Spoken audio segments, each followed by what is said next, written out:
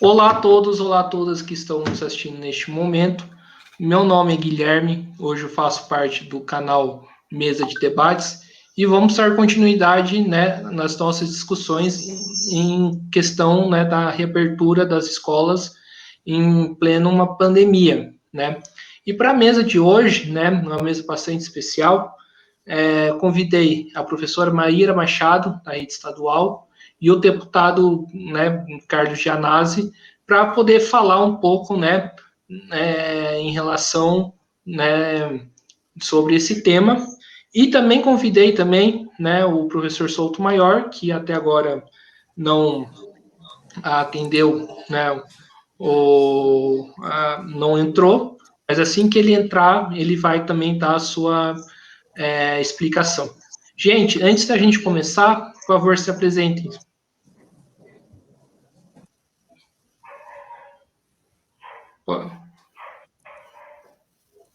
Pode começar.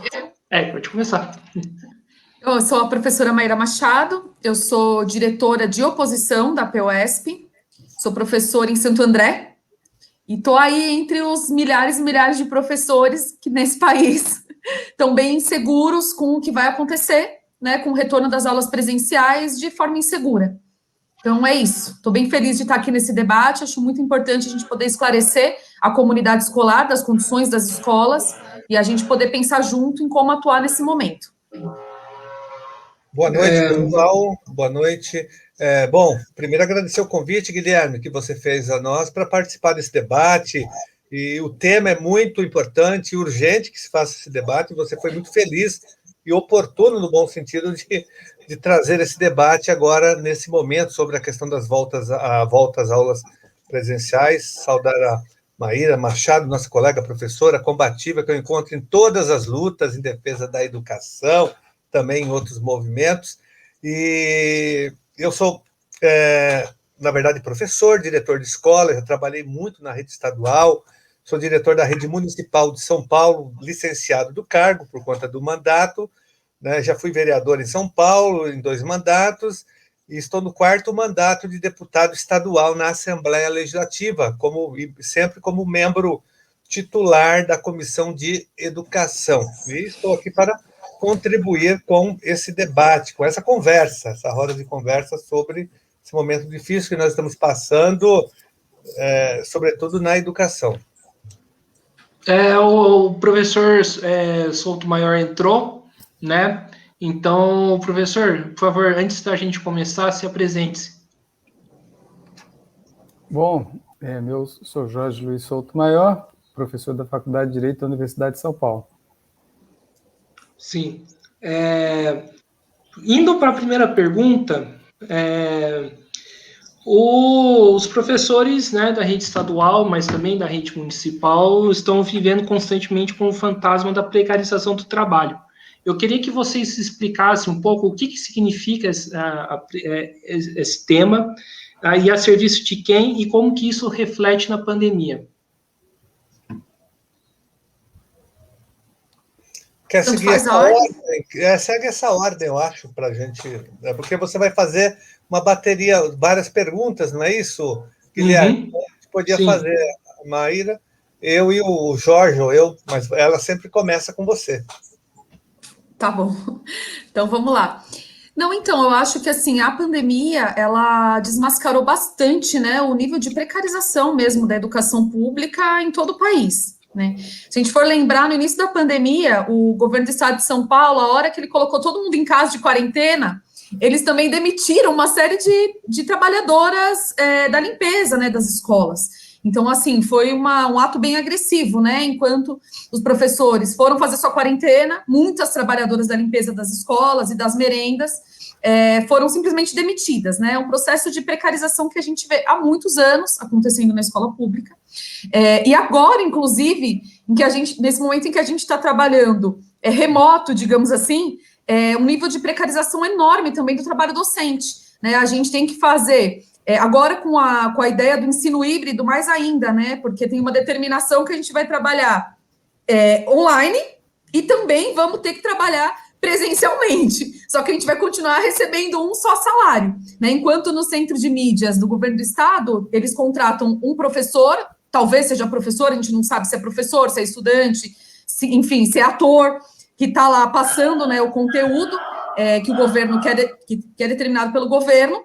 E isso é uma grande vantagem também, né? Porque, assim, ao invés de pagar um monte de professor, eles pagam um profissional para passar o conteúdo da maneira como eles querem, e os profissionais da educação trabalhando dessa maneira ultra precária.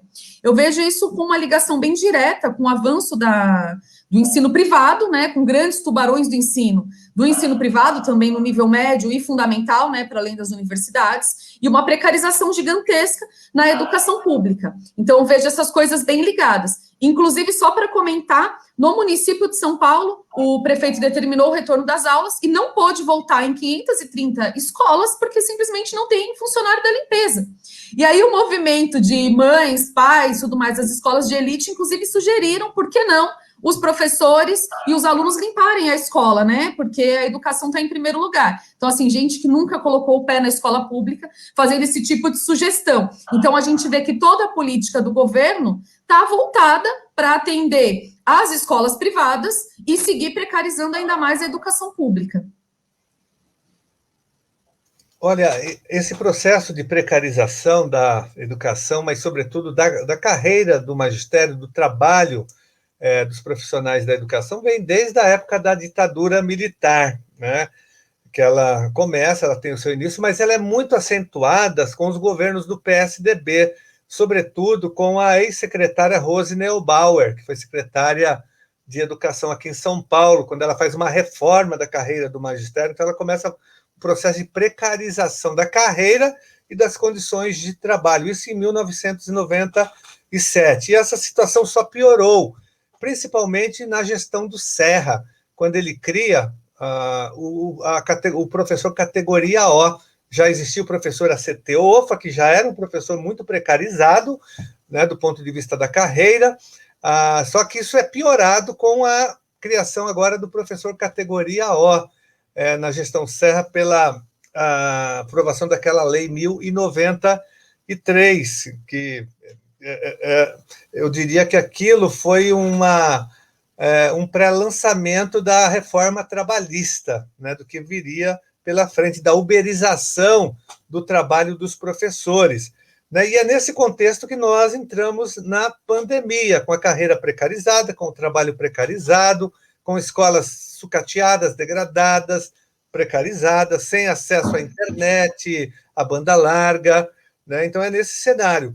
E esses professores foram duramente prejudicados, professores eventuais, professores que eram contratados nesse regime precarizado. Tanto é que mais de 35 mil professores da rede estadual ficaram abandonados, sem nenhum tipo de salário, de renda, durante todo o ano de 2020. Durante toda a pandemia, esses professores estavam passando fome, eles foram socorridos pelas suas famílias, pelas subsedes da POSP, houve um grande movimento de arrecadação, cestas básicas, enfim, de recursos para que esses professores sobrevivessem. Nós apresentamos várias propostas na Assembleia Legislativa de auxílio emergencial para esses professores, né, mas as propostas não foram aprovadas, o Rosselli não quis, dizia que não tinha recursos, e esses professores ficaram totalmente abandonados. Sem contar o que a Maíra falou das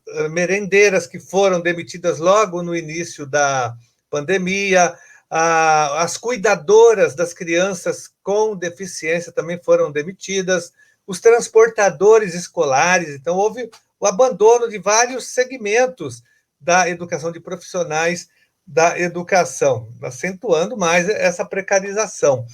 Né? E agora, essa questão de voltar às aulas nesse contexto é muito difícil, porque nós temos a falta de funcionários na rede estadual, nós não temos agentes de organização escolar em número suficiente para a volta às aulas. Na prefeitura, a situação está grave, porque houve o rompimento do contrato das empresas terceirizadas, tem mais de 500 escolas que não foram reabertas, porque não tem o pessoal da limpeza. E o governo vai improvisar agora, o governo municipal, contratando 5.000 mães para colocar no lugar desses servidores que não existem, que é um absurdo, sem nenhuma garantia trabalhista, sem nada, um contrato também, que eu nem sei como que vai ser, mas vai ser totalmente precarizado também. Então, é nesse contexto que a gente enfrenta essa famigerada orientação de volta às aulas presenciais, que, na nossa opinião, é um verdadeiro genocídio, porque o contexto é muito ruim. Nós estávamos falando de Araraquara, das cidades da região do Alto Vale do Ribeira, são várias cidades lá que estão com toque de recolher, Apiaí, Ribeira, Guapiara, Itaoca, todas elas já com toque de recolher, e eu fiquei muito assustado hoje, Jorge, Maíra e Guilherme, com a entrevista do prefeito de Araraquara. Ele tem uma entrevista na UOL muito preocupante, porque ele diz o seguinte: olha, o que está acontecendo aqui em Araraquara é o prenúncio do que vai acontecer em São Paulo, em todo o estado e no Brasil. E ele fala, tem uma nova cepa de vírus aqui que atinge adolescentes e jovens, né, que não existia até então. Agora mudou, né? Então isso é grave, porque isso atinge os nossos alunos, as nossas crianças, os nossos adolescentes da rede pública, sobretudo a rede estadual que trabalha com o ensino médio. É muito preocupante. Então, é uma orientação genocida que nós já acionamos o Tribunal de Justiça com uma ação popular que não foi julgada, Ministério Público, GEDUC, estamos convocando o secretário na LESP, tomando várias medidas contra essa volta às aulas presenciais. Bom, muito bem, imagino que seja a minha vez agora. Queria falar mais com calma agora, que eu cheguei meio apressado, né? Agradecer ao Guilherme pelo convite de estar aqui, e é uma honra, né, dividir essa sala, né, dividir aqui este espaço com a Maíra e com o Gianazzi. Um grande prazer em revê-los. Enfim, para tratar de um tema muito difícil, né, assim, do ponto de vista do quanto ele provoca na gente esse sentimento de tristeza, né, na verdade, porque o que a gente verifica, sabe aquela coisa das pessoas na realidade brasileira que se acostumaram a ver uma casa arrumadinha, né, a casa arrumada, mas sequer pensou, né, que alguém arrumou a casa, né? Seja a empregada doméstica, seja a própria trabalhadora, mulher, né, que esse serviço doméstico historicamente foi dedicado às mulheres, enfim, esse serviço invisível, né? Mas não é só esse serviço invisível que existe na nossa... A gente nasce assim, percebe o mundo assim e projeta as coisas assim, né? De tal modo que se esquecem da existência dos trabalhadores, das trabalhadoras, se esquecem que existe por trás de algo pronto, né? Ou por trás de uma ideia, por trás de uma instituição, por trás de uma utilidade, né? Existe por trás de tudo isso trabalhadoras e trabalhadores, existe o trabalho, né? E nós simplesmente desprezamos isso. Tá? Importante a educação. Muito bom, é importante a educação, maravilha a educação, mas quem educa, né? De que forma, que condições? Não se pensa nisso, não se pensa isso. Eu estou falando de um aspecto que diz respeito ao nosso tema, mas não só nesse aspecto, né? E no Brasil, com esse desprezo ou com essa invisibilidade que se tem com relação à existência dos trabalhadores e das trabalhadoras, a coisa vai à perversidade de tal modo que o que se analisa quase sempre, quando se projeta a relação de trabalho numa perspectiva de análise, o que se projeta é só o custo do trabalho, né? O que se projeta é só o orçamento, o que se analisa, o que se avalia é só o tal custo Brasil, enfim, e que, portanto, pensando do ponto de vista econômico, reduzir direitos, reduzir garantias, reduzir o custo é algo racional e que se faz com a maior naturalidade, como se não tivesse como se isso não estivesse interferindo na vida das pessoas. Quais pessoas? Os trabalhadores e as trabalhadoras, mas esses não são visualizados, né? Então, veja, quando a gente trata desse tema, o retorno das aulas na pandemia, as pessoas estão falando sobre abstração, né? Estão falando da importância da educação, do problema que são as crianças em casa, enfim, que causam problemas e tal. Mas ninguém está pensando historicamente, como Maíra disse, e Gianazzi, né, também disse, como essa não visão não respeito, inclusive, dos trabalhadores e das trabalhadoras, gerou esse estágio profundo da precarização daqueles que efetivamente trabalham, né? Daqueles que efetivamente prestam esse serviço à população, do ponto de vista educacional. E agora, o que nós estamos verificando é o efeito desse estrago todo que historicamente foi feito, né? E Maíra apontou alguns casos, Gianazzi apontou o histórico mais amplo disso, né? Só que as pessoas ainda assim não querem ver, né? Ainda assim querem que a vida esteja normal, né? Vamos voltar ao trabalho, mas em que condições? Essas condições não estão dadas, e como disse Gianazzi, é um ato de genocídio. Mas é muito importante tirar as crianças de casa, vai ter problemas graves do ponto de vista psicológico para as crianças, atrasos, enfim, mas na concorrência com as escolas privadas, mas e os professores e as professoras, né, os trabalhadores, e aqueles que foram, né, estão nessa situação em que as escolas estão sem os cuidados mínimos do ponto de vista da higienização. Quer dizer, é um absurdo falar tudo isso, mas assim, o mais curioso é que as pessoas de novo não estão querendo ver, né?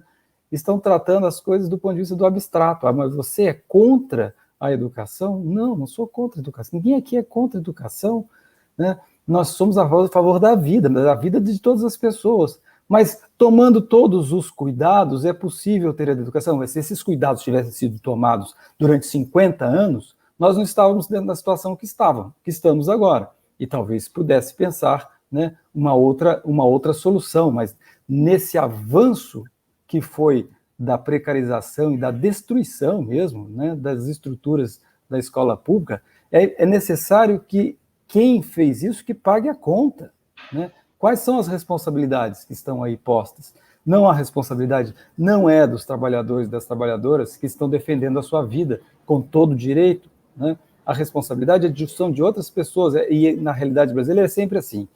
Trabalhadores, quando fazem greve, são sempre tidos, aí eles são vistos, né?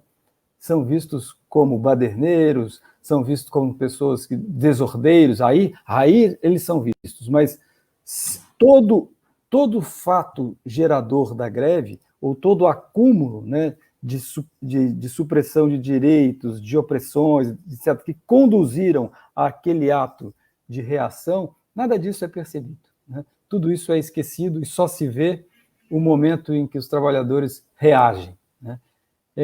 Portanto, eu sou plenamente, né, claro, só podia ser, né, plenamente de acordo com a defesa da vida dos trabalhadores e das trabalhadoras, dos professores e das professoras, e consequentemente, como disse bem o Gianazzi agora, também dos jovens, das crianças, ou seja, não é possível que isso não esteja sendo percebido no alcance em que as coisas estão de fato acontecendo. Chega de abstração, né? E essas abstrações nos conduziram a esse momento que nós estamos, um momento extremamente trágico, e é preciso que seja visto. Tem gente ainda que não entendeu o quão é trágico esse momento que nós estamos vivendo. É isso.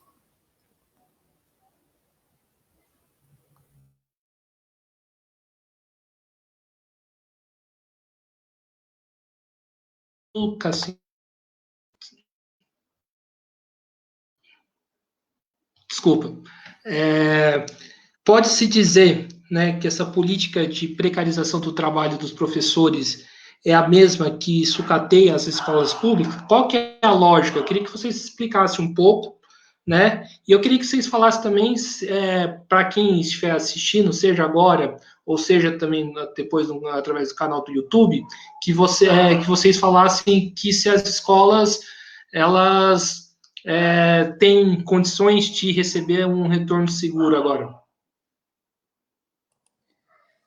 Então, Guilherme, para pegar um pouco até do que o Gianazzi e o Souto Maior colocaram, né?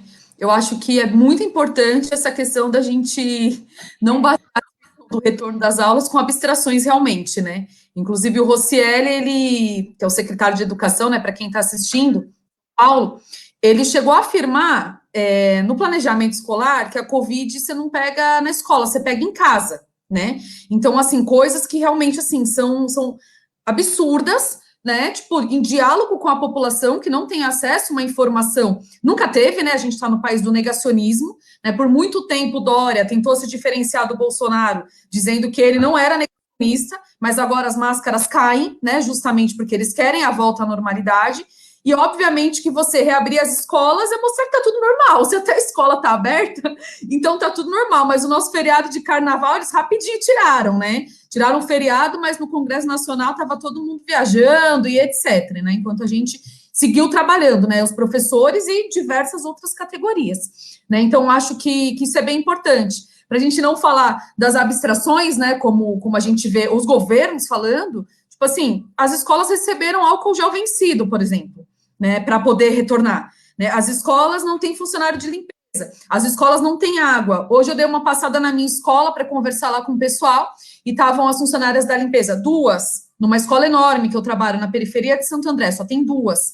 E uma delas trabalha 4 horas e ganha um salário ridículo, menos que um salário mínimo, né? Que assim, né? No Brasil não compra nada ultimamente. E elas estavam limpando o banheiro e uma delas falou que no banheiro masculino dos professores não sai água da torneira. No dos alunos, enfim, não dá nem para você saber qual é a condição, né? Porque geralmente nem papel higiênico o aluno tem direito, né? Ele precisa ir no banheiro, eu brinco com os alunos.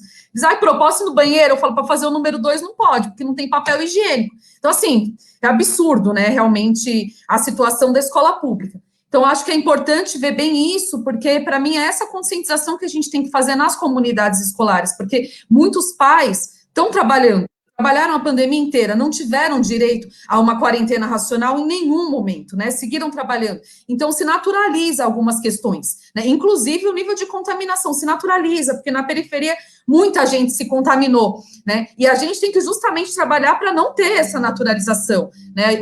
Vocês estavam falando sobre a questão do psicológico e tudo, né? Que eles utilizam isso, mas o psicológico do professor em nenhum momento é tratado, né? A gente tem uma categoria que muitos professores são grupo de risco, que muitos professores estão prestes a se aposentar, e inclusive falando dos categoria O, que o Gianazzi citou, o governo fez os professores categoria O assinarem um termo se comprometendo a irem presencialmente para poderem atribuir aula. Então, assim, é um absurdo. A vida dessas pessoas não tem nenhuma importância. A vida dos professores precários não importa. Então, eles podem assinar um termo. E agora eles vieram com outra. Dos professores que são designados ou daqueles que estão afastados do seu cargo de professor para assumir uma secretaria ou outros cargos que tem dentro da escola, eles também estão condicionando manter esses cargos aos professores que irem aí presencialmente. Aqueles que não quiserem ir presencialmente, caso seja um grupo de risco, podem, mas eles podem perder o cargo. Então, assim, é muito absurda a chantagem que o governo está fazendo com os professores nesse momento. E a ideia nossa, na verdade, ao contrário de não querer trabalhar, a gente trabalhou muito no ano de 2020, numa carga horária quase infinita, porque a gente teve que atender pais de alunos e tudo mais, quase 24 horas por dia via WhatsApp, né? Inclusive, assim, eu mandei uma mensagem para os meus alunos falando, gente, de segunda a sexta, de manhã, que é o meu horário de trabalho. Assim que eu mandei a mensagem, começaram a me responder, isso foi até tarde da noite, né? Então, assim, realmente bem absurdo. Sem contar que o sucateamento da escola pública, Guilherme, como você perguntou, ele é permanente, ele é planejado e ele é implementado há muitos anos, né? Então, o que acontece? O nosso aluno, eu trabalho num lugar muito periférico, ele não tem realmente acesso à tecnologia para poder ter aula remota. E agora o governo do estado, você entra na Secretaria de Educação, sabe o que eles estão oferecendo para o professor? Um chip. Um chip. Eles não estão oferecendo tablet, não estão oferecendo nada, estão oferecendo um chip para você poder trabalhar. Então, assim, é um escárnio até, né? Assim, não sei como nominar, é uma coisa que você fica assim, é inacreditável, né, que isso aconteça. Numa rede pública que é gigantesca, uma das maiores do mundo, e é essa situação. É quando passa lá na televisão, né, porque tá toda a mídia defendendo o retorno. Foi um negócio impressionante, o pessoal tá fixo nessa ideia. Aí eles mostram uma escola, que é uma escola de ponta, que sempre tem, né, o Estado tem que ter uma para mostrar, essa escola, que está tudo perfeito, e falam, essa é a realidade da escola pública. Então, nesse momento, eu acho que essa live que a gente está fazendo, e todos os movimentos que a gente puder fazer para esclarecer a comunidade escolar da real situação em que estão as escolas, é de extrema importância, porque, de fato, os pais e as mães precisam ter um lugar para deixar o seu filho, porque eles seguem trabalhando. Tem que garantir que a gente tem as condições necessárias para a gente poder trabalhar. Da greve, em todo momento, não foi para não trabalhar, para poder trabalhar remoto, mas com condições para que a gente possa fazer isso, né? Não pode ser nas condições que a gente vem trabalhando. Então, as coisas estão bastante interligadas em um país que não tem vacina, né? Tipo, a gente vai falar disso daqui a pouco, provavelmente, mas assim, o nível de vacinação é baixíssimo. Os professores falam, será que até o meio do ano a gente se vacina? Eu falo, gente, eu não tenho essa esperança. Eu não tenho essa esperança, porque a gente tem que ser claro, tem um número mínimo de vacina no país, que não vacina nem o pessoal todo da saúde, que está diretamente na linha de frente, né? Então, acho que as questões do sucateamento que a gente vai vendo nas escolas, que na pandemia, como tudo, né, se expressou mais fortemente, a gente também vê muito fortemente a questão da precarização da educação pública em níveis extremos, né, do trabalho super explorado dos professores e funcionários das escolas e de uma situação de extrema tristeza, que é o da comunidade escolar, né, da vida dos nossos alunos. Eu queria pegar um gancho do que disse o Souto Maior em relação a uma questão que o Rocieli Soares, que eu chamo ele de Rocieli Ventralbi, o secretário da Educação, que ele está argumentando muito a questão da saúde mental, né, a vida emocional das crianças, a falta que a escola faz, né, e que ele mesmo tem um filho com depressão, porque o filho está fora da escola, né, por isso que é importante a educação presencial. Primeiro que ele tenta se apoderar de pautas que nós sempre historicamente defendemos, que é exatamente a educação presencial, né, e eles, né, vários grupos hoje no Brasil estão defendendo o ensino domiciliar, não se esqueçam disso. Então, ele apresenta agora uma desculpa, um argumento de que é importante que as crianças voltem para as escolas por conta da saúde mental, né, que tem sentimentos de suicídio nas crianças, e a escola ela é fundamental para esse equilíbrio mental e emocional das crianças. Na verdade, eles nunca se preocuparam com isso. Eles estão usando, né, esse tipo de argumentação para convencer a opinião pública, a imprensa e a sociedade que tem que voltar às aulas. Na verdade, atendendo os interesses econômicos da Fiesp, da Associação Comercial de São Paulo, das grandes escolas particulares.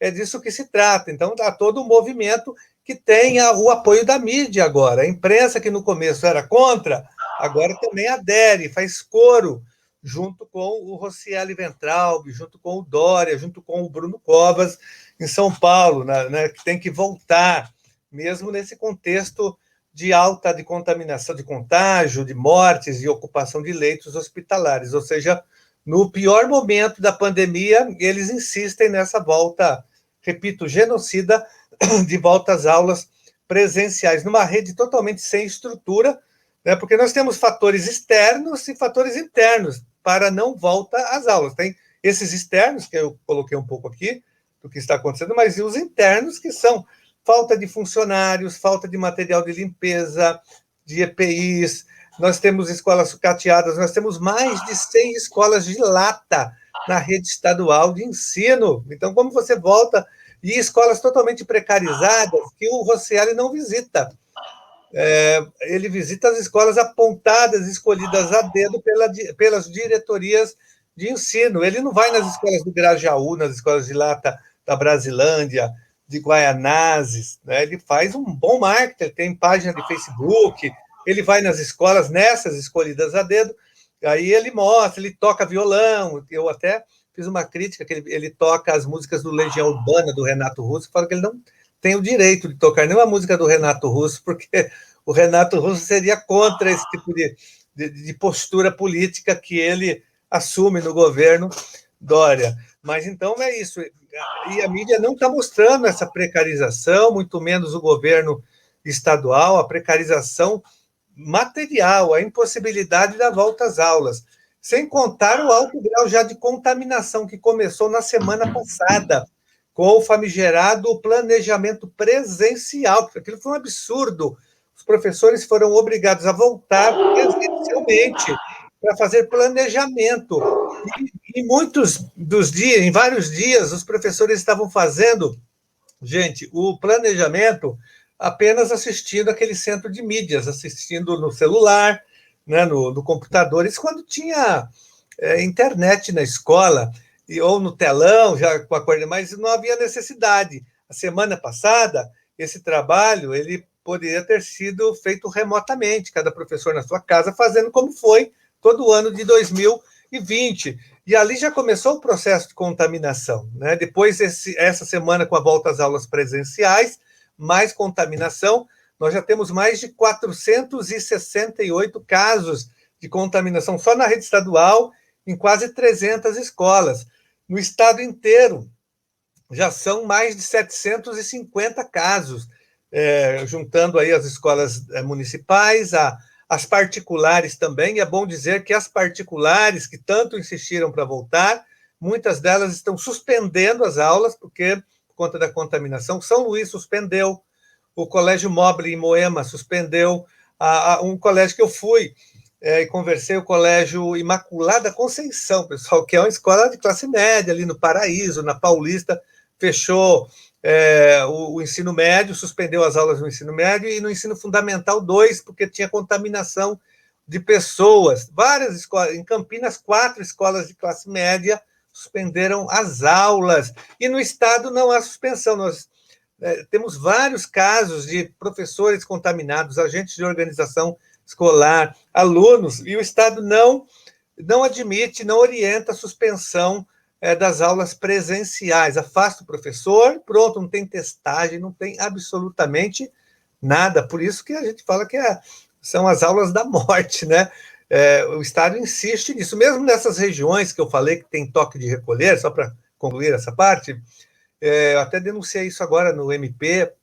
O que acontece? Essas cidades que eu citei, são 5 ou 6 cidades do Alto Vale do Ribeira, lá tem as escolas estaduais, as prefeituras impuseram lá decretos, toque de recolher, pediu para fechar tudo, fechar as escolas, sem aulas presenciais, mas o Estado insiste em manter os professores nessas escolas, mesmo sem alunos. O professor é obrigado a pegar o ônibus, né, e ir até a escola, de uma forma totalmente desnecessária. Ele vai até lá fazer o quê se não tem aluno? A cidade está com toque de recolher, mas o professor ele tem que sair da casa dele e chegar até a escola. Então, tem muitos professores reclamando que usam transporte público, e, enfim.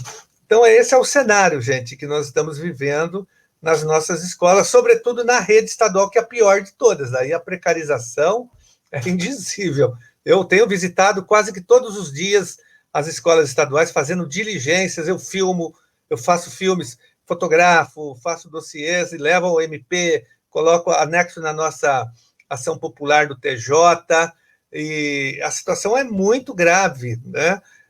Assim, escolas sem energia elétrica, sem água, enfim, uma precarização sem precedentes. Parece que piorou a situação hoje da rede estadual de ensino.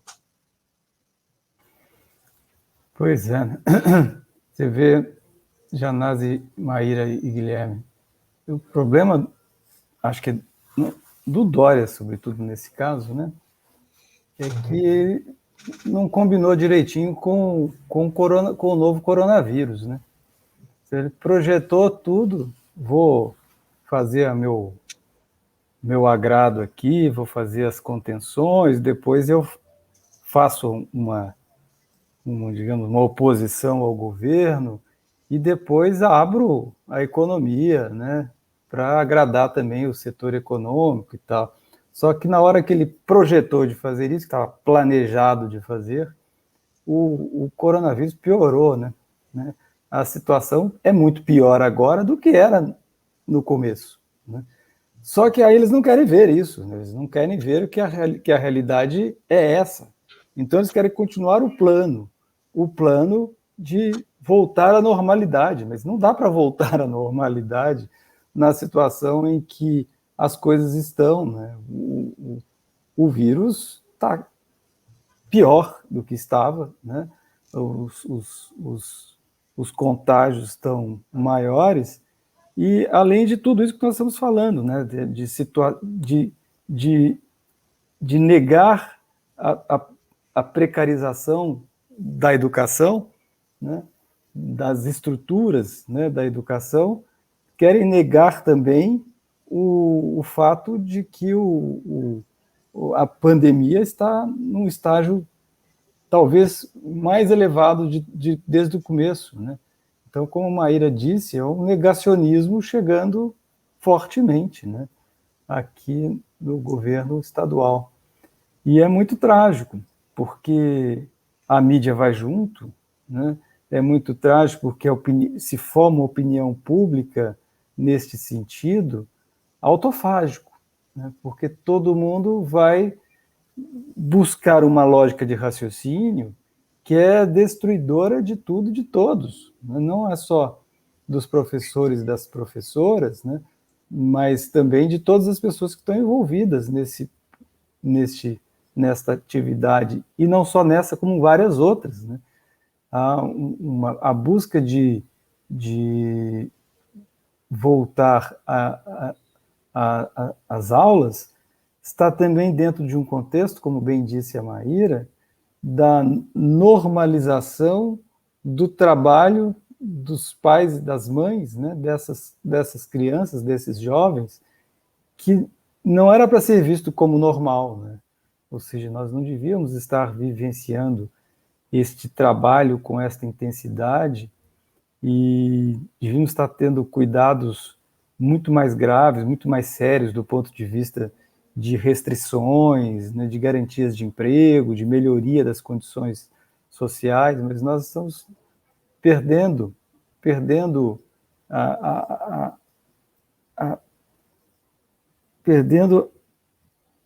não é bem perdendo, porque eu acho que isso já estava perdido, né? Nós estamos acumulando o nosso distanciamento, e eu falo nosso, não é nosso aqui, né? Nosso deles, né? Eles estão acumulando o distanciamento da realidade e aprofundando o nosso caos, aí sim nosso, né? De todos nós. E, Guilherme, tem alguém nos ouvindo? Nós estamos ao vivo e tem alguém nos escutando? Sim. Porque ninguém comenta nada, não tem nenhum comment, não tem coisa nenhuma. Não, sim. Inclusive, quem estiver assistindo a gente pode comentar, fazer suas considerações, né? Posteriormente, o vídeo vai para o canal do YouTube e aí também vai ter outros comentários também.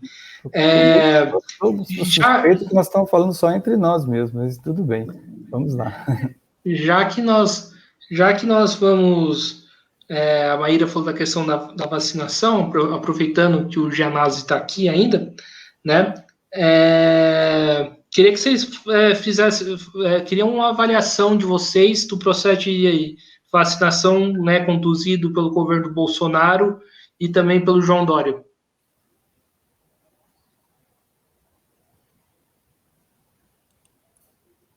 Quer falar primeiro, Gianazzi?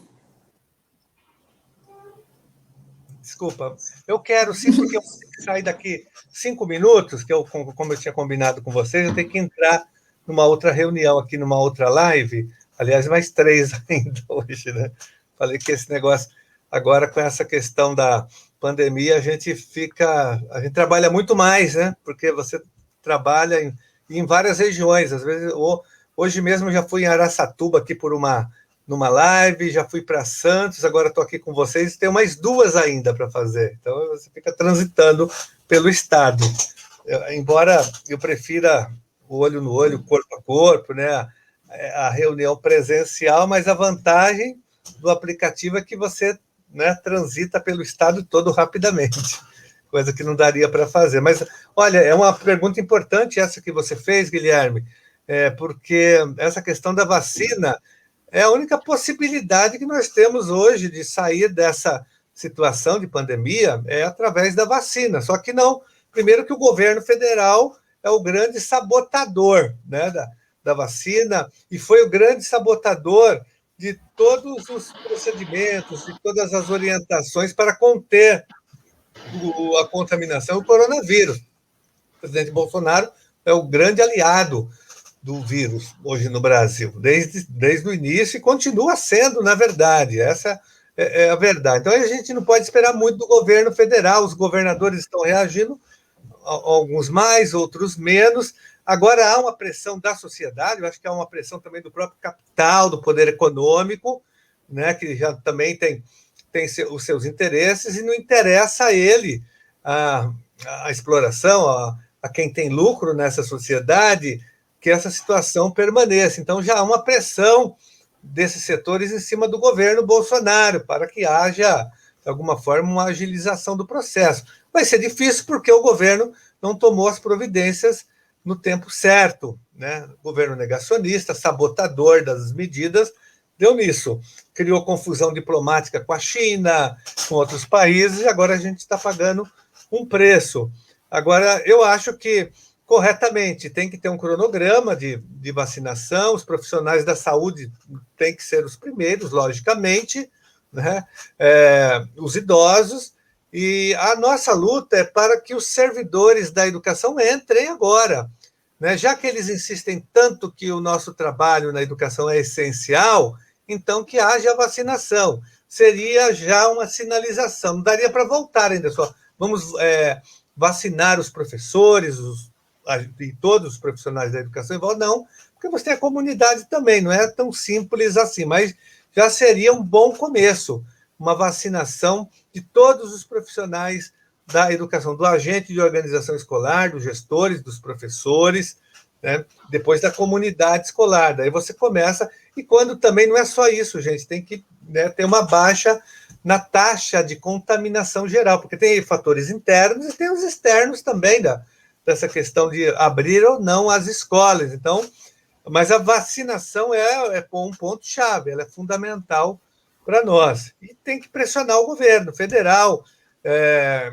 Aqui em São Paulo, eles estão viabilizando um pouco mais, mas não é suficiente o número. Nós estamos acompanhando lá o Instituto Butantan, eles não vão dar conta, né? Se não houver uma pressão em cima do governo federal, não vai ter saída para o Brasil tão cedo. A gente vai ficar o ano todo nessa situação. Mas a vacina é a única possibilidade do Brasil, do mundo, né? Mas aqui do Brasil, avançar nessa direção de ir saindo gradativamente desse processo. Antes que venha também uma nova cepa que não seja atingida por essa vacina, que não, enfim, que essa vacina, na verdade, não resolva a situação, daí você tem que criar uma outra vacina, então, imagina, é uma situação muito difícil essa, mas só para concluir, uma das reivindicações hoje da greve sanitária é vacinação já. Tem que vacinar os profissionais, o professor só volta após a vacinação, né? E outro lema importante da greve é: a escola fechada é vida preservada. Isso é importante. A nossa greve é uma greve em defesa da vida, em defesa da saúde pública, em defesa de toda a sociedade, não só dos professores, não só dos profissionais da educação. É uma greve contra a barbárie que eles querem impor nesse momento, contra a necropolítica, porque essa política da morte estadual, municipal e federal. Então, a vacina é fundamental. Acho que a luta pela vacina tem que ser uma bandeira importante em todo o Brasil, porque é a única saída que nós temos, porque coronavírus, essa doença não tem cura, não tem tratamento, então só nos resta mesmo a vacina e a quarentena e toda essa prevenção que é feita, tá bom? Eu vou pedir desculpas e licença para sair, quero agradecer muito, Guilherme, o convite que você fez, saudar o Jorge Souto, um grande professor e jurista também, né? e a Maíra Machado, professora, que está em todas as lutas da educação. Um abraço para vocês e muito obrigado pelo convite. Muito obrigado, Janaz, eu que agradeço. Então, para seguir o debate, eu acho que essa questão da vacinação, para mim, tem uma expressão bem clara de como funciona a sociedade capitalista, né? Se a gente for o Canadá comprou 5 vezes mais vacinas do que a população canadense, tipo, os caras têm um monte de vacina lá, muito mais do que eles precisam, e aqui no Brasil a gente não tem vacina, em alguns países da África não tem vacina, tipo assim, uma situação que calamidade, que tem muito a ver com a irracionalidade da nossa sociedade mesmo, né? Então, acho que isso é um ponto importante para a gente marcar, porque enquanto as grandes indústrias farmacêuticas estão lucrando absurdos com essa questão da vacina, não revelam o segredo da vacina, né, para o restante do mundo, que é um absurdo, porque a vacina é um acontecimento humano, né, uma expressão, tipo, do conhecimento humano, né, ter conseguido chegar a uma fórmula da vacina tão rápido e etc.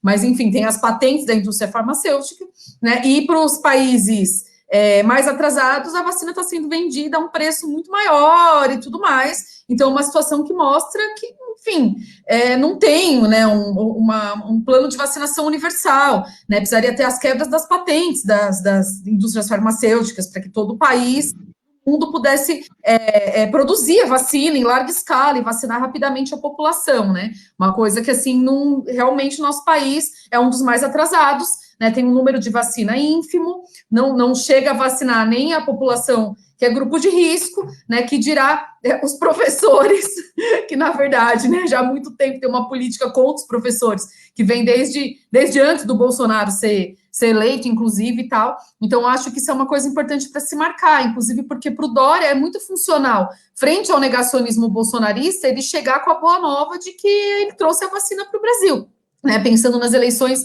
aí de 2022. Então, acho que é um papel importante que os setores de esquerda têm mesmo, que é o de esclarecer isso, que não tem a vacina, né, tem um número muito pequeno, em vários lugares eles pararam a vacinação, até no Rio de Janeiro, depois eu não vi como ficou, mas estavam ameaçando parar a vacinação em várias cidades, pararam, aqui em Santo André, onde eu moro, eles fizeram a vacinação para os idosos acima de 90 anos e, tipo, acabou no mesmo dia, não deu para todo mundo tomar a vacina, enfim, uma situação trágica, num momento em que nem o grupo de risco está podendo ser vacinado, né? Então, é drástico. Sendo que a gente tem uma indústria no Brasil que, enfim, se não pode produzir a vacina, que é alta tecnologia, né, imediatamente, mas poderia produzir cilindro de oxigênio, poderia produzir seringa, agulha, e um momento mais atrás deveria ter produzido a indústria química do Brasil álcool gel para distribuir para a população. Enfim, a gente tem uma indústria, por enquanto, né, porque estão querendo desindustrializar o país inteiro, mas por enquanto a gente tem uma indústria que nos permitiria produzir o que é necessário frente à pandemia e não seguir produzindo para os altos lucros capitalistas no momento em que, enfim, a gente está com quase 250 mil mortes no país, né? Então, acho que essa é uma questão importante. Depois disso, eu acho que a nossa defesa tem que ser por um plano universal de vacinação para toda a população, né? As vacinas que chegaram no Brasil, se eles quisessem até vacinar todo mundo num só dia, 2 dias, teriam vacinado. O problema é que é interessante eles postergarem no tempo, porque aí parece que muito mais gente está sendo vacinada. A gente não sabe muito bem os critérios para vacinação, né? Tem gente que é jovem, que a gente vê que recebeu a vacina, que não está diretamente na linha de frente. Ou, por exemplo, eles vieram com uma que o professor de educação física pode se vacinar. Aí o pessoal fala, pô, só porque eu sou de sociologia eu não posso? Não, é porque o professor de educação física, ele, na verdade, trabalha nas academias, tem uma série de coisas que estão ligadas, tipo, também ao consumo da grande elite que precisa daquele profissional. Então, assim, você vê que realmente, tipo, não tem um plano e uma vacinação, nem isso é racional, né? Mas realmente a gente tem um número ínfimo de vacinas. Então, acho que isso a gente tem que denunciar e exigir, né, que tem um plano de vacinação. Tem especialistas que dizem que só vai vacinar toda a população do Brasil se continuar nesse ritmo daqui a uns 4 anos, né? Então, assim, tipo, é bem trágica realmente a situação. Então, eu penso que é um pouco por essa via que a gente tem que refletir essa questão, aproveitando esse momento, né, de caos total social, para poder fazer uma denúncia mais profunda, inclusive, tipo, de como funcionam as coisas na sociedade que a gente vive. que na verdade não são pelo bem humano, mas sim para o bem de um lucro de uma minoria. E a questão da vacina mostra como nunca essa situação. Sim, antes do Souto Maior comentar, surgiu um comentário do grupo dos professores do estado de São Paulo. Se não conseguimos nem sair para o mercado, que dirá a escola? Esse é o comentário da Súria Oide, né, professora da rede estadual. Souto, pode fazer a sua intervenção. Então, veja, de fato não existe um plano de vacinação. Isso é claro e evidente e já se sabe.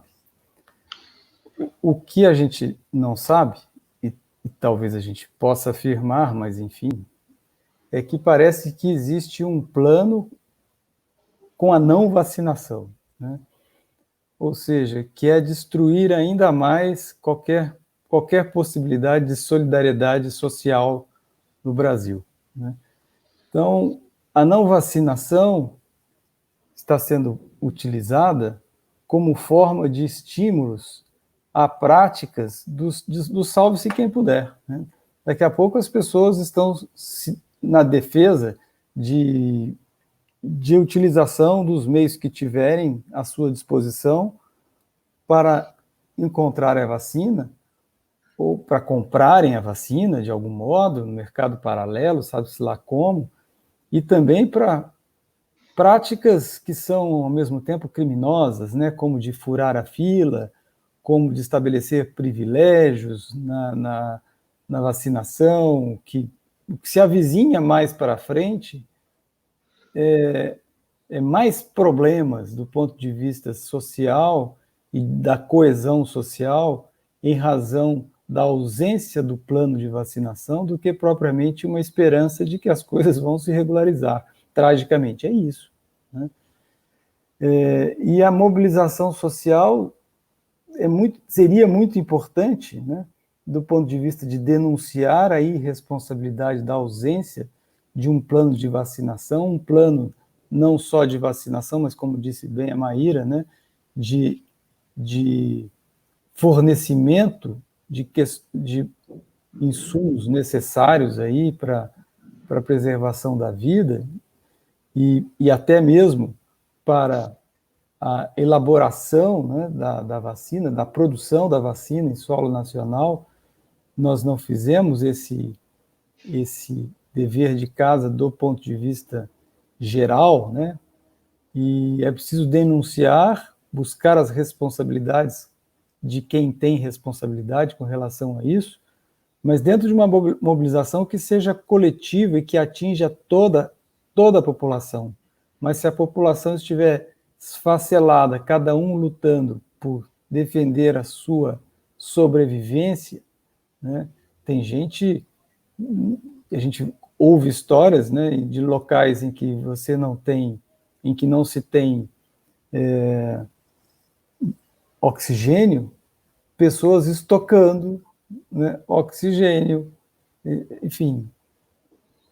A gente vai sair se sair, né, dessa, vamos sair muito piorados do ponto de vista da coesão social. Isso é que me parece também muito trágico, sabe? Não é só, a vacina vai demorar, né? São os efeitos da demora da vacina que vão ser efeitos muito, muito duradouros, né? No nosso modo de ver o mundo, nosso modo de ver a vida, né? E aí, quando a Maíra faz a crítica ao modelo de sociedade, então, essa perda da racionalidade nos impede qualquer senso crítico, né? E construção, no sentido da construção de um outro modelo de sociedade que seria baseado essencialmente na solidariedade, né? Na igualdade, que seria baseado nos valores contrários daqueles que as pessoas estão expressando neste momento do vacina pouco, meu braço primeiro, né? Tragicamente. E eu, como Gianazzi, gente, tenho também um outro compromisso e vou precisar retirar. Nós já estamos aqui com quase 1 hora, né, de duração, e eu tenho também um evento aqui às 20 horas. Tenho que... Sim. Então, eu agradeço, né, a participação do Soutomaior, né, e passo para as perguntas seguintes. Então, tchau, Maíra, um abraço, viu? Tudo de bom, tchau, Guilherme, muito obrigado. Até mais. Enfim, Maíra, nós temos a questão da greve também, né? Eu queria que você falasse um pouco, né, sua avaliação em torno dessa questão. Certo. Então, Gui, a gente, na verdade, assim, desde o ano passado, né, que se discute o não retorno, né, sem vacina, essa política que é defendida pela direção majoritária do nosso sindicato, né, que só volta com vacina. Eu, particularmente, acho que a gente tem que fazer uma exigência de condição de trabalho, inclusive para poder trabalhar no remoto, né, justamente porque a gente não tem a menor ideia de quando vai ter vacina, né? Então, eu acho que a gente tem que pensar muito em todas as questões da realidade escolar que a gente tem que exigir nesse momento, né? Então, por exemplo, contratação de funcionários da limpeza, contratação de funcionários de secretaria, contratação de funcionários que cuidam dos alunos, né? Efetivação daqueles trabalhadores que têm um contrato precário, inclusive dos professores, né? A gente poder, de fato, garantir para todos os grupos de risco que façam a quarentena, nem dá para chamar mais, né? Que é um negócio meio eterno, né? Mas que possam fazer o trabalho remoto, até que as escolas tenham condições reais de funcionar. Todos os professores e alunos têm que ter condições de trabalhar e estudar remotamente. Todos têm que poder fazer isso, né? Eu acho que é uma questão essencial, justamente porque a gente sabe que com as escolas reabrindo, serão milhões de pessoas que vão ser colocadas na rua, que vão começar a circular e não estavam circulando dessa maneira antes. Então, pode ter um efeito bem brutal, assim, de contaminação, que a gente não pode permitir.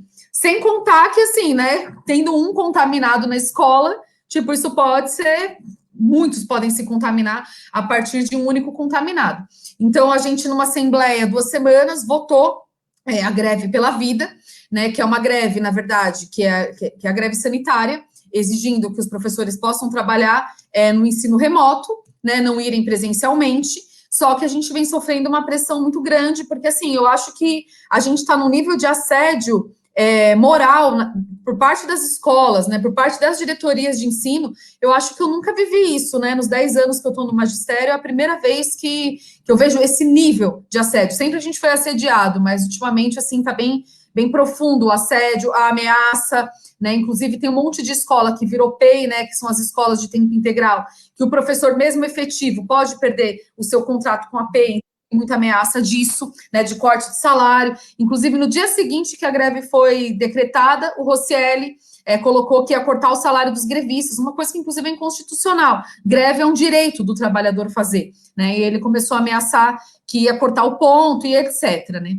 Então, eu acho que, nesse momento, a gente tem que conseguir, a partir desse movimento dos professores, discutir realmente com a comunidade escolar, porque quem tem que decidir sobre o retorno é a comunidade escolar, não pode ser através de uma imposição de nenhum governo. Só quem sabe da situação da escola é quem está na escola, né? Aqueles que nunca pisaram numa escola pública não podem decidir sobre o retorno. Quem tem que decidir são os professores, os pais, os funcionários da escola, que tem que decidir quando e com quais condições que o retorno tem que acontecer, né? Por exemplo, uma coisa que eu sempre penso, eles orientam, né? Tem que cumprir todas as medidas de segurança sanitária. Então, o aluno tem que ir com a máscara. A gente soltou, né? Eu sou do Esquerda Diária, a gente soltou algumas notas nesses últimos dias de denúncias de professores e alunos, mas tem uma que é interessante, que é uma aluna que diz: eu tô há 2 semanas usando a mesma máscara.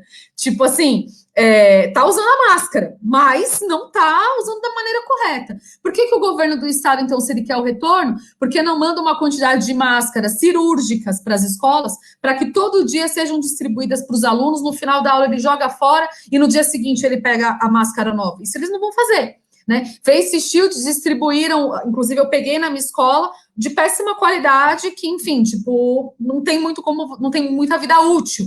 A outra questão é como que o professor vai dar aula com máscara, face shield, com tudo, tipo assim, é meio complicado. Aqui tem um decreto municipal, né, da Prefeitura de Santo André, dizendo que o retorno é a partir de março. Aí depois eles deram uma mudada no decreto, dizendo, beleza, é a partir de março, mas com 70% de ocupação das escolas. Cara, 70%, com salas de aula superlotadas, como são as que a gente tem no estado, quer dizer que vai ter 30 alunos por sala. Ou seja, tipo, é óbvio que vai ter contaminação, lógico que vai ter contaminação, inclusive, como o Gianazzi falou aí anteriormente, já são centenas de escolas que já denunciam a contaminação, mas elas estão sendo escondidas, abafadas. Eu sei de caso de escola que tem um professor que está com suspeita de... O cara é afastado, ninguém fala mais disso.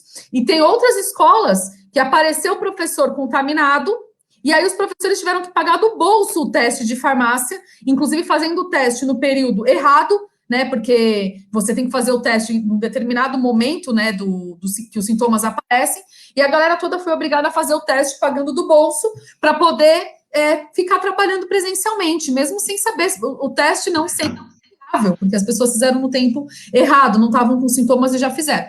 Então, assim, eu acho que é um pouco essa situação, e por isso a questão da greve é um debate bastante importante, mas a gente tem que colocar as contradições, né, de como a direção do nosso sindicato, junto com os setores da oposição, vem conduzindo esse movimento de greve. Né? Por exemplo, na semana passada, sexta-feira, na Assembleia dos Professores, a executiva do sindicato, né, que não é somente a oposição, mas também outros grupos, não é somente a situação, mas também outros grupos de oposição, defendeu que a greve continuasse, mas com os professores indo para a escola bater o ponto a partir de segunda-feira. Então, você fala, gente, como assim? Né? A gente tem que reconhecer as debilidades que tiveram no processo de mobilização e mobilizar a comunidade escolar. Tem que ir de escola em escola, debater com os professores, debater com os pais, tem que esclarecer sobre os perigos, tem que ajudar os professores a não se sentirem isolados e terem confiança no sindicato de que eles podem bancar a greve, né? A gente tem que ter esse processo para que a gente possa fazer uma greve efetiva. A gente não pode contar com a contaminação para o fechamento de escolas. A gente não pode contar que vai ter tanta contaminação que o Dória vai ser obrigado a fechar, porque isso são as vidas de milhares de pessoas que estão em jogo. A gente tem que exigir que seja a comunidade escolar que tome essa decisão para que as escolas possam voltar a funcionar ou de forma presencial ou de maneira remota, que nesse momento é a exigência, que os professores possam trabalhar de forma remota. Sim. Outra pergunta que eu faço, aí acho que daria para a gente fechar, porque a gente conseguiu tratar quase tudo, né, do que a gente queria discutir. Muito se fala da questão da imunização, né, da população, né, que precisa de tantos porcentos para poder se imunizar, né, com a questão da vacina. Queria que eu, nessa perspectiva, queria que você falasse da importância da luta dos professores. Então, Gui, eu acho assim que os professores, eles vêm sendo atacados, né, há alguns anos, né? Tinha um tempinho atrás a discussão da escola sem partido, né, uma série de ataques aos professores, inclusive esses dias, a Jovem Pan fez um programa lá chamando os professores de vagabundo, né, falando que a gente não quer trabalhar, esse tipo de absurdo que é inaceitável, que a gente não pode permitir que façam, porque, assim, vagabundos são eles, né, que mal trabalham e ficam querendo falar daqueles que trabalham todos os dias e que na pandemia trabalharam como nunca, inclusive com uma série de questões psicológicas e etc, a gente perdeu parentes, amigos, né, são vários professores que morreram. Aqui em Santo André, nos últimos dias, a gente soube de 3, tipo, assim, bem difícil. Então, eu vejo que, nesse sentido, os professores têm que, de fato, assumir, né, o lugar que cumprem na sociedade, que ao contrário de comer a mente, como eles dizem, não, é de influenciar realmente, né, a população e a comunidade escolar com aquelas ideias que não são colocadas na grande mídia, justamente porque a grande mídia serve a um interesse que justamente não é o nosso, né? Nesse momento, tem a greve de municipais de São Paulo, tem anúncio de greve em outros estados do país, né, de professores, porque a partir do momento que reabrem as escolas em São Paulo, se legaliza a reabertura no país inteiro. Então, nesse momento, a gente tem que conseguir discutir com os nossos pares, com a comunidade escolar e fazer um forte chamado de mobilização nacional da educação contra o retorno inseguro, né, com as condições que a gente vem se enfrentando, não somente em São Paulo, né, em vários lugares do país, a gente vê uma situação que é de calamidade.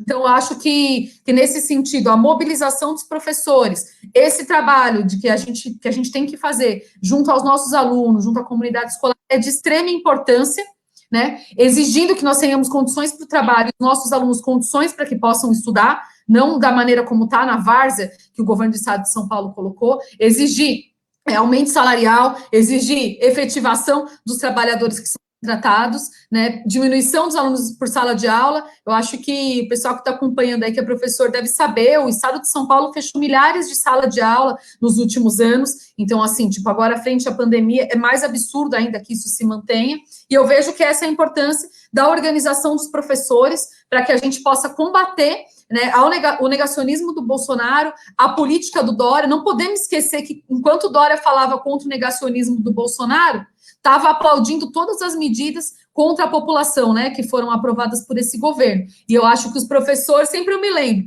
no dia 3 de março do ano passado, logo antes de decretar a pandemia, a gente estava em centenas de professores na frente da Lesp, lutando contra a reforma da Previdência do Dória, que ele só conseguiu impor embaixo de porrada. Essa é a força que tem a nossa categoria. E eu acho que a gente tem que apostar na nossa mobilização e na nossa unidade, para a gente combater o que está acontecendo, exigir um plano universal de vacinação e condições seguras para que a gente possa exercer o nosso trabalho.